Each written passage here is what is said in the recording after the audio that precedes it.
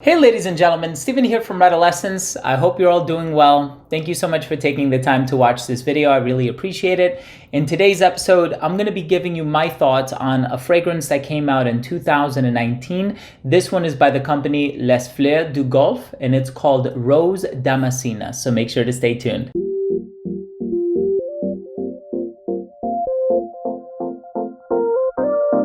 Now, before I begin my fragrance review of Rose Damascena, I do want to mention that if you are a fan of fragrance-related content, if you like fragrance reviews just like this here on YouTube, but also top 10 videos, giveaways, unboxings, special guests, and more, please do consider supporting this channel by subscribing to it. All you have to do is click on that red button in the corner. And of course, while you're at it, please be sure to enable notifications by clicking on the bell icon. And so I've actually done a couple of reviews of fragrances from this company. I'm gonna leave a card to at least one of them up here, which is called Baccarat Vanille. It's a really awesome fragrance. I noticed that they are inspired by a lot of floral ingredients. And of course, on the box, it even says Gulf flowers. And so they are inspired by the enchantment and the mystery of the Gulf Coast. And so they utilize a lot of ingredients that come from that part of the world. This is a French brand, and this fragrance in particular obviously has Damask Rose in it. Damask Rose is a hybrid rose that can come across having a little bit of a mild aroma, and it can also have some spicy tendencies as well. Now, I personally don't find this fragrance to be spicy. It's a little fruity. It has raspberry in here. There's honey. I pick up on a little bit of vanilla in the base. I saw the note breakdown also had benzoin, and so maybe we're dealing with something a little bit resinous here as well.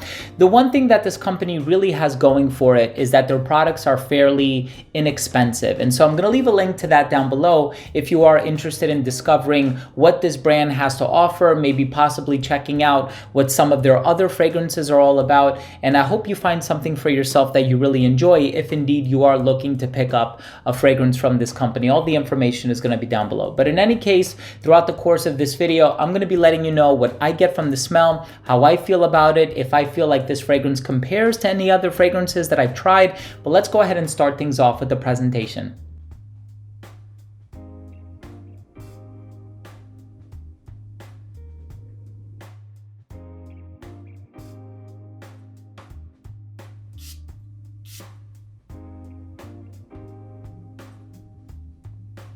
So in the opening of this fragrance, you are going to get the namesake of the perfume. You are going to get rose, and you get that damask rose, which comes across smelling a little billowy, a little gentle. It's not a jammy rose like some other iterations of rose that I've smelled on the market. I know the brand Healy has a rose-based fragrance that smells very jammy.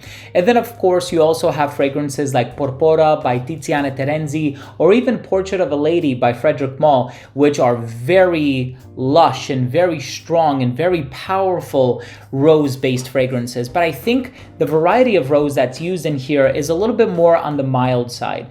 And I think that that's what allows it to create a slightly creamy texture, a little musky, a little billowy, but definitely smooth, that I think is not too overbearing. And so even though you might not be the biggest fan of rose, I am. I love rose. But if you're not the biggest fan of rose, there's still elements in this fragrance that I think you might end up really enjoying. So you're gonna get the rose from this fragrance, but you also have a really nice touch of that raspberry that's in here. Now, of course, raspberry can also come across smelling rather loud and pungent. You know, I know raspberry from fragrances like Vain and Naive by Nichane, and of course, raspberry is used as an accent in a lot of women's fruity floral perfumes. Nothing about this fragrance smells feminine to my nose. I think it's perfectly unisex.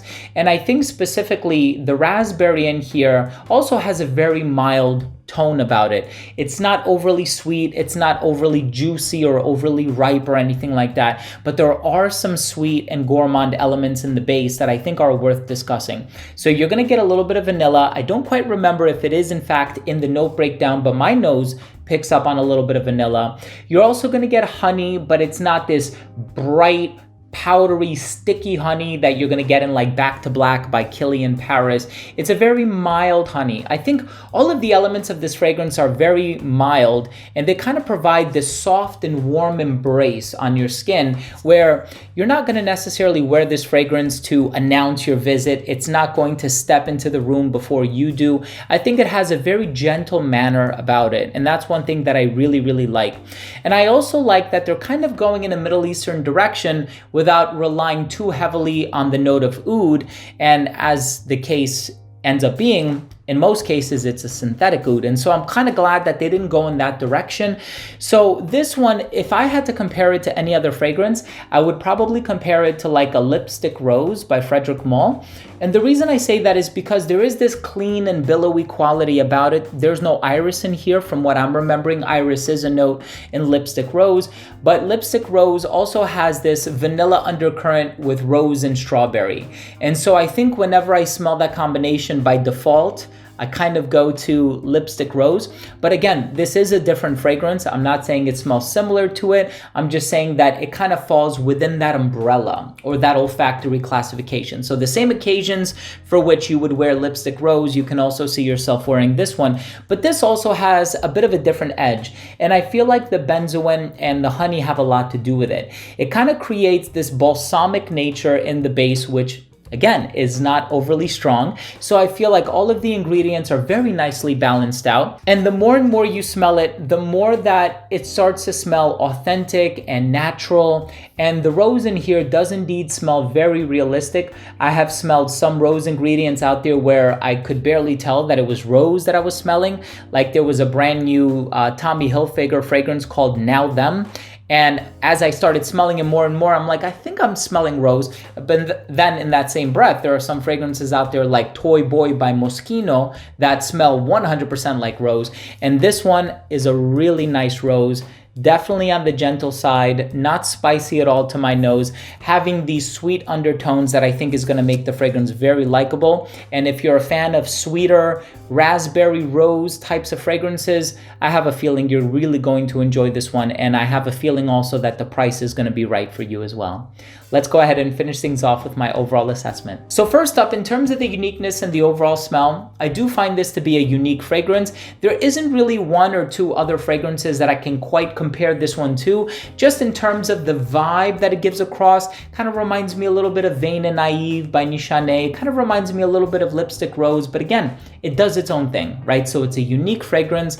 The overall smell, I think, is very appealing. I think it comes across smelling kind of sensual and flirtatious. And also, rose is used to symbolize or embody romance. And so if you want to wear it on a date or you want to wear it for some type of romantic scenario, I think it would serve you really well. In terms of the longevity for this fragrance, it lasted on my skin for at least 8 hours.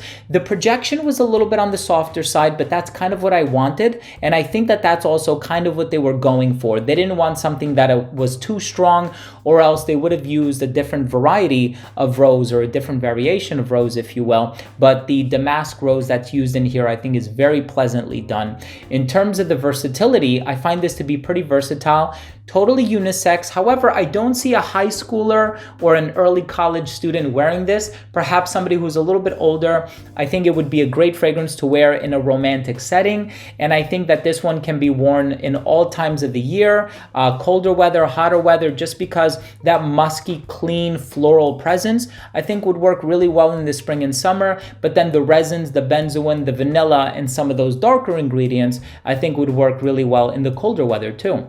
In terms of the presentation, I really do like the presentation. There's a simplicity to it, but I kind of like the look of when you have more than one bottle and they're lined up next to each other, and the color inside the bottle, the color of the juice, the label. I just think it's a really nice presentation. My final verdict is, if you are looking for a rose-based fragrance that it's a little bit more on the subtle side, you don't want something too dark, too oudy, too spicy. You want something that smells romantic, something that gives off a sensual vibe, whether you're a man or a woman, and something with notes of honey and raspberry.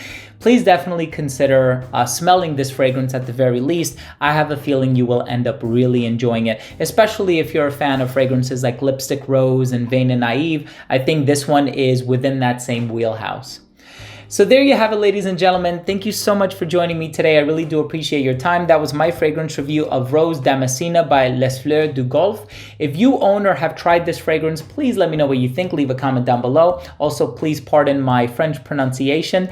Also, if you're new to this channel and you took something of value from this video, I would really appreciate it if you would consider supporting this channel by subscribing to it. All you have to do once more is click on that red button down below and make sure to enable notifications by clicking on the neighboring bell. Thanks again for watching. Love you all.